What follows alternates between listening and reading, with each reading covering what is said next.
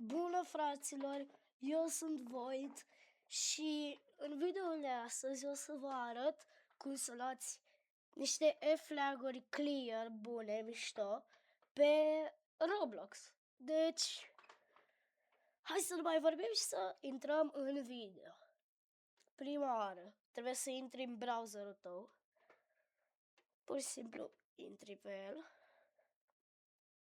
Apoi cauți GitHub. Intri aici, îți faci un cont și apoi aștept să se încarce. Cauți Void Strap. Intri pe primul, ăsta.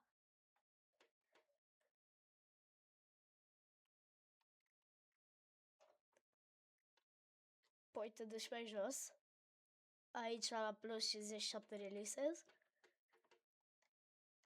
Te duci mai jos și apoi apeși pe ăsta. Și o să intri pe voidstrapinstaller.exe. Apoi după ce ai instalat și toate astea, vii aici. Eu deja am niște flag-uri, doar că o să le scot.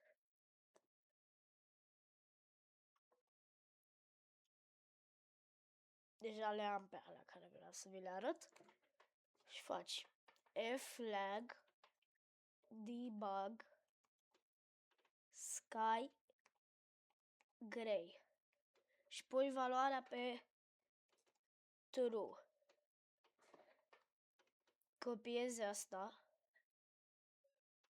Dai ok. Aniorară. DFI NT textures quality override și value 0. Acum o să vă arăt cum arată în joc. De fapt, stai, că eu am niște setări. Set everything. Am niște setări care să-l facă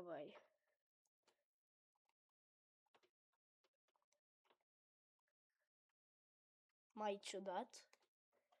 Așa că le-am scos.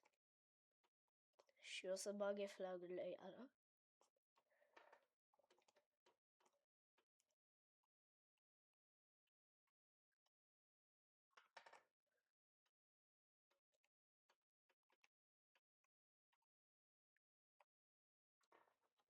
Value 0.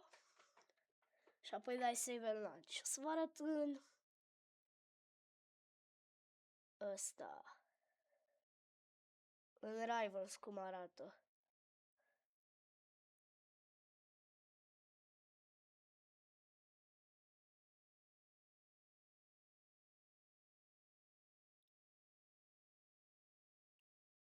Ok.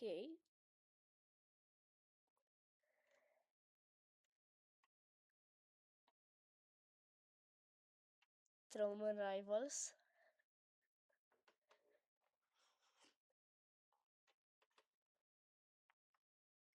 Și nu o să vă luați bani. Și dacă nu vreți cerul gri cum îl am eu, o să scoateți flag debug sky gray. Mamă, cât de tare e dat. Ok. Hai să mergem în shooting range. Știu că am lag, că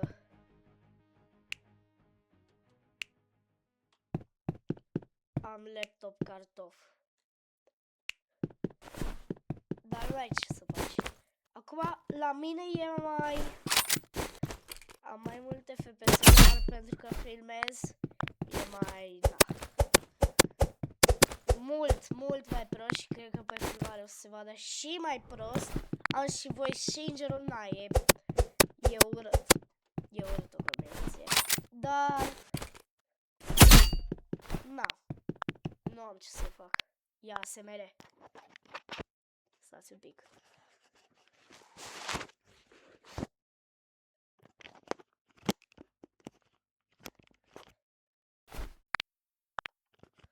Ok, și cam asta a fost videoul de astăzi.